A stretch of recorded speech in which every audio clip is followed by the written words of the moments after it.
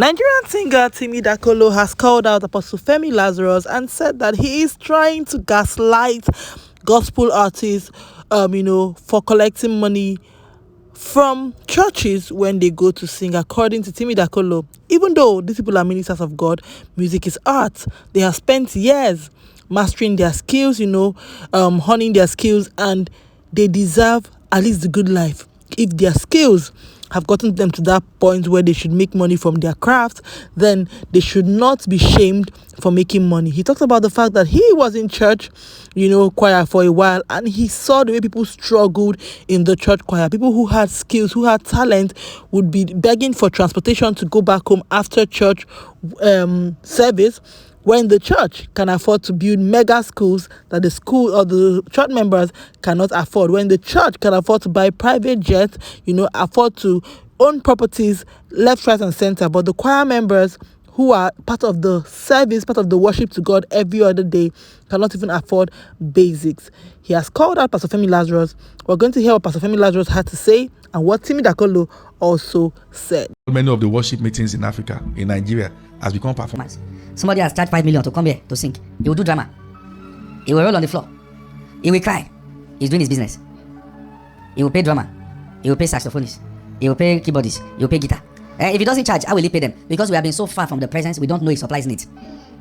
That question is a question of someone who doesn't know God. He told disciples, when you go, don't take script, don't take pause. He said the laborer is worthy of his wages. It is, the life we have been called to in ministry is the life of daily supply. We have to look up to him for the next supply. The reason why you are saying, how will he pay this? Because those people who are playing the keyboard, the guitar, they are hirelings, not ministers. If we are all ministers together, God supplies our needs. If the person charge 5 million, he will do drama now. You'll be amazed at the ruthlessness with which ministers charge while on phone. Somebody is doing the charging for them. And when they begin to minister, you are wondering, not be you to negotiate for this performance now. It's business.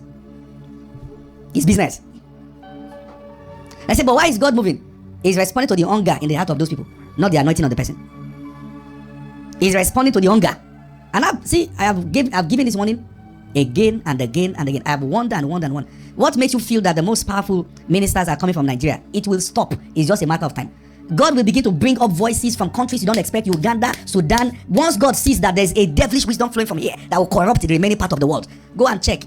Very respectfully, I'm going to talk about this matter. You guys, I've listened to Femi Lazarus for years, and I think he's a great preacher and everything. I've not talked about him before. But one thing you guys will know on this my channel I do is that I know that pastors are human beings, and sometimes their thoughts, whatever they think, can be a little bit flawed.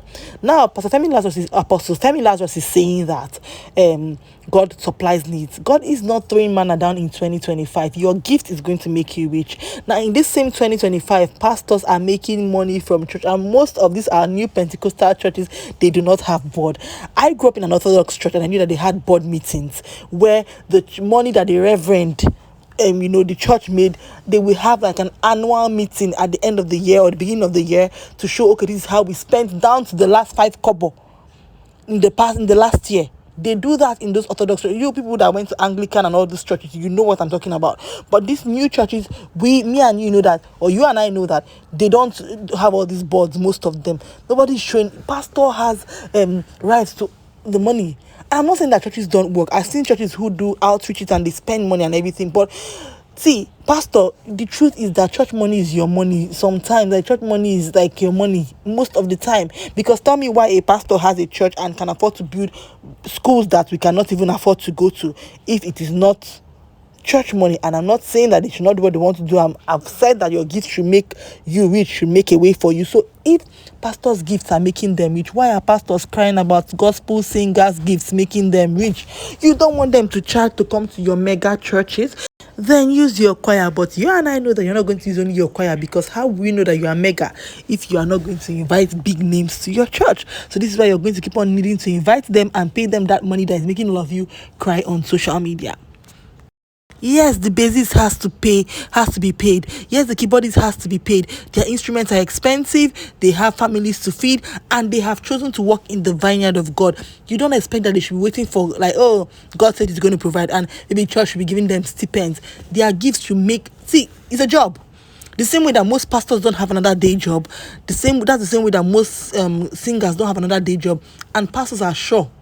In fact, I don't like to generalize pastors, because I know that there are some pastors who are poor in the villages doing this missionary thing and just really hoping on God. And my heart goes out to those ones. But you see all these mega churches, pastor, these big ones in the city that are seeing money, they don't have any right to talk about this thing. Like I said, I grew up in an Orthodox church, so I see sometimes you see all these missionaries from villages come, and you can tell that food is hard for them. But yet we have, I'm not saying that we don't support them, but yet we have the township pastors living la vida loca. Nobody is talking to you. So why are people crying about gospel singers? I said that in one of my videos. I'm always saying that this division that these pastors are using preaching to bring to the church, when the thing go cook belleful, when it go cook done, people will not be able to carry the pot down from the fire, because every 2 working days, pastors are dragging one arm of the church. When pastors themselves are not even perfect, some of we are managing some of you, we're just being respectful, like I said, very respectfully.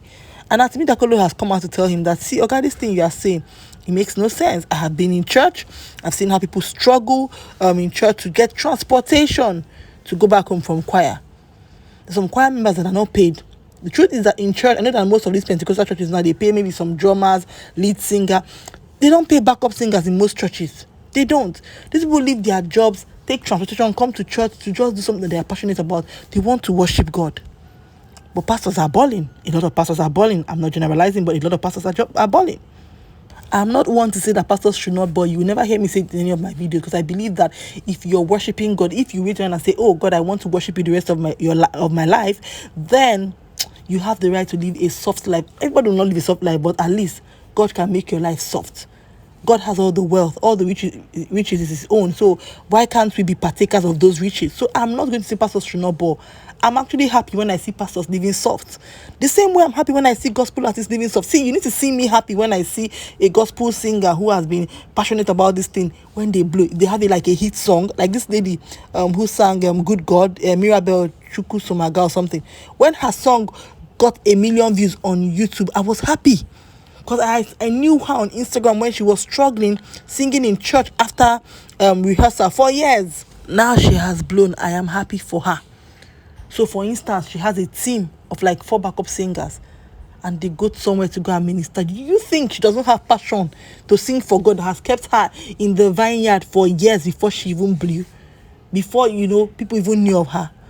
Don't shame people because they ask for money when they want to go and sing and make you feel like you don't like God, or they don't like God as much as you like God. The church is your own. Most of people, the church is your land, but in your names. So if you decide to close church today, you can sell the land as family land. I want to be angry with these pastors now. They woke me up for this Nigeria right now. Every 2 working days, gospel artists. Like, who are you now fighting? Are we trying to win new souls to God, or we are trying to break the heart of those that are actually have found their way into the vineyard? Which one is it? I'm sure happy that Timmy Dakolo came out to, say his mind, say his piece. I hope that they listen. Because he said that this thing is production, Everything that they do, music, you have to promote your song, you have to produce, be in the studio. All these things cost money. You cannot gaslight people to, don't make money from singing gospel. You people make money from your church. So should we say that church is business too? Because we know who the biggest businessmen are. But we're going to leave that respectfully.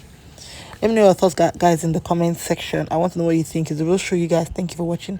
Like, share, and subscribe. I'll see you in my next video. I know that this guy is your fave. I actually like Apostle Femi Lazarus too. So I know that some of you drag me, but it's okay. It's okay. It's okay. I'll see you guys in my next video. Bye.